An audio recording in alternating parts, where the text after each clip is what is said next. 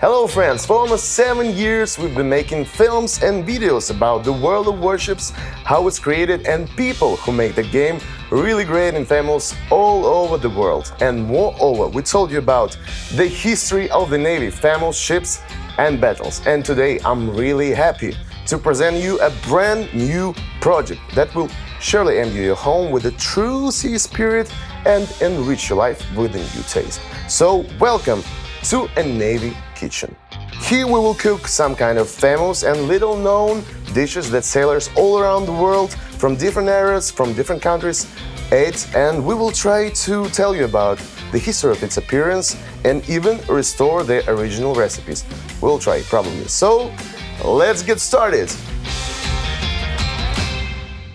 The Beatles, the German Chancellor and Toothless Sailors. They are all united by a dish after seeing which I'm pretty sure you don't want to eat it, but if you decide to try, you will remain its admirer for the whole your life. So today we are preparing lapskaus, an ancient dish of Northern European sailors. This culinary monument appeared in a distant time when people with iron stomach plied the sea on wooden ships. So their diet was really poor and consisted mainly of corned meat, pickled and salted vegetables, sometimes fish. That's why it caused a lot of health problems. And the most common among the sailors was scurvy, because of which most sailors lost their teeth. And now answer please. Answer me a simple question. How a toothless sailor can eat something like that? It's impossible. So the decision was to turn it all into porridge, and that's how the lapskaus was born. To cook lapskaus, we need corned beef or a pork, about 300 grams of potatoes, also 300 grams of pickled beetroots, about 200 grams of onions, pickled cucumbers, and if you have a brine, it's very good. Also, we need oil, black pepper, bay leaf, and of course, herring fillet just to decorate our dish. The idea of the lapskaus is very easy. Just throw everything you got inside the pot and cook it till the consistency of the soup. So that's how peasants in Northern Europe did about 300 years ago. Today we'll cook it with the modern methods, but try to remain the original spirit of lapskaus. So the first step is to put a meat inside a cold water in a pan. Doing this. Turn on the heat. By the way, to the question of the meat component, let's remember that lapskaus came to us from the Nordic lands. So there are plenty of Nordic countries all around the world.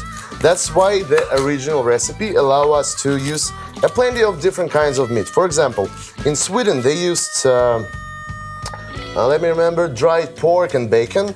In Denmark they replaced the corned beef and pork by the fresh beef and pork. And also in the United Kingdom, especially in Liverpool, they use mud to cook the lapskaus. To complete the first step, now we can throw onion inside our pan.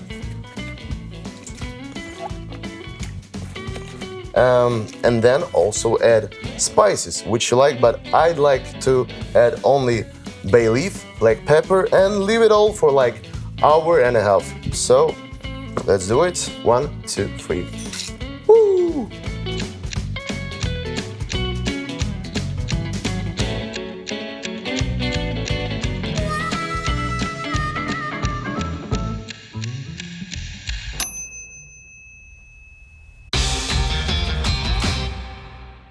Thrown back to Liverpool, people of the town loved scouse so much, and even they called this dish scouse because it was looking like a soup.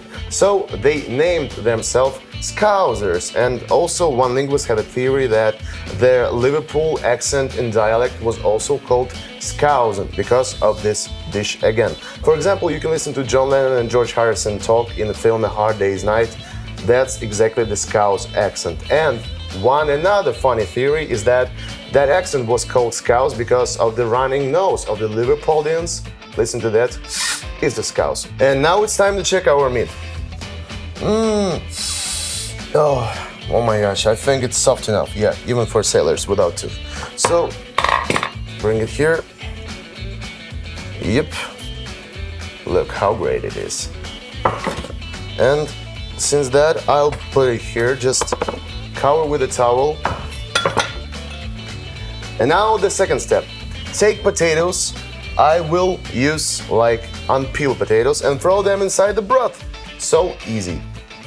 So I need to think about three 3.5, 3 and a small. And now it's time for the first step. Meat grinder. Let's take our meat, and I think it's too big for our meat grinder, so I have to slice it a little bit.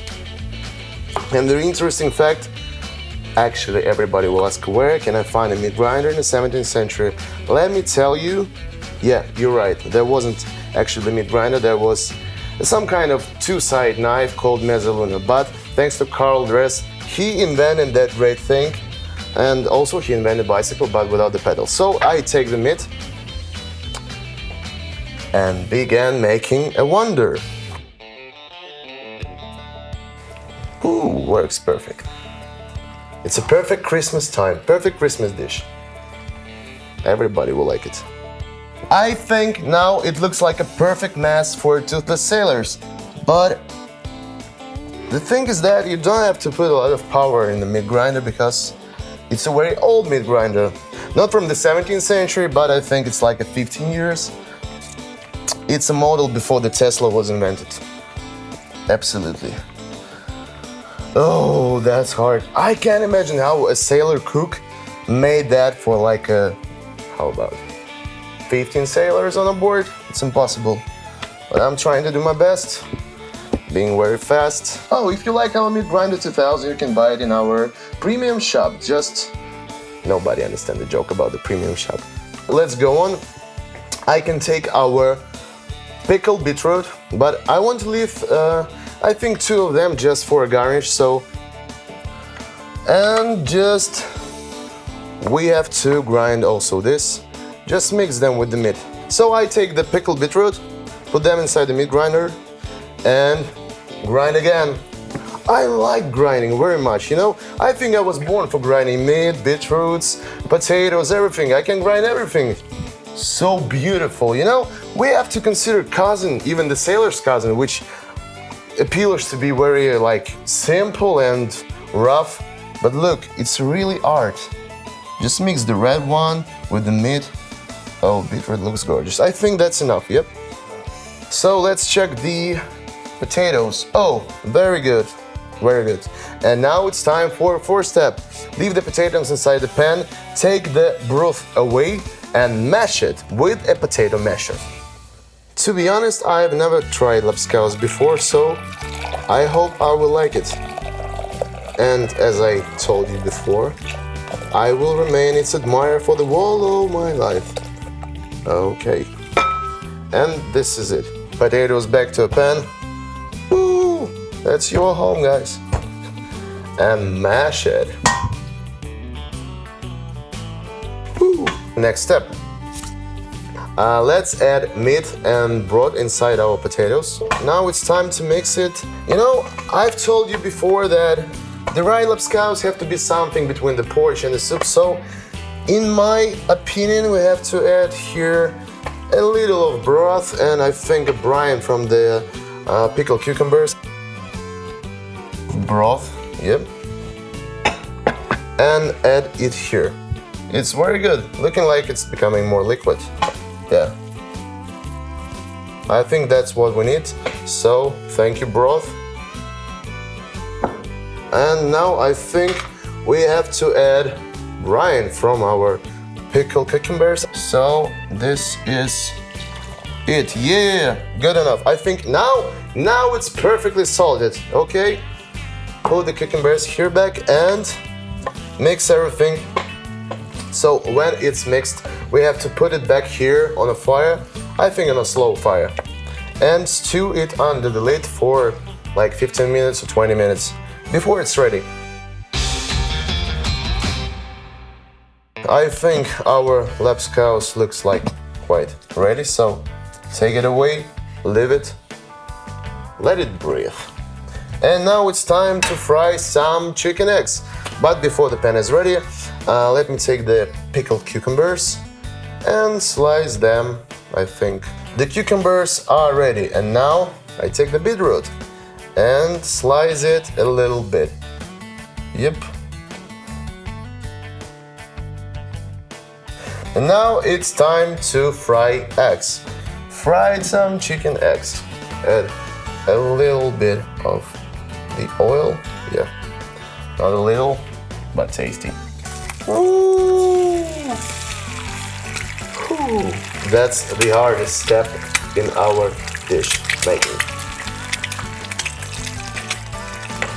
And now we are ready to get a final step. So taking the fried egg away for a while. Oh, and by the way, I can say you that there is no exact translation of the word lapskaus, because on one theory it means easy swallowed and it's logical, and on the other hand it means a good bowl. That is logical too because of its taste and consistency. So let's go on with decorating. I take my special decoration plate. So taking this out, look, I can see here potatoes, also beet. I want to make a kind of a minimalistic plate. Like, we can take a photo and upload it to our social medias. Because if you haven't uploaded to a social media, it means that you haven't eaten it. One interesting fact, in cities like Hamburg and Bremen, this dish was served with herring fillet. So I got one. Take a herring here and just like one here. That's how the real sailor's diet have to look like, as I told you before. Let me try to no, one is enough. For one sailor, it's good enough. This one is for me and my friends. Tony, it's for you. And now, ladies and gentlemen, here comes the lapskaus. It was famous not only among the sailors, but even German Chancellor Helmut Schmidt was very partial to the dish. See you soon, commanders. Cook and play with pleasure.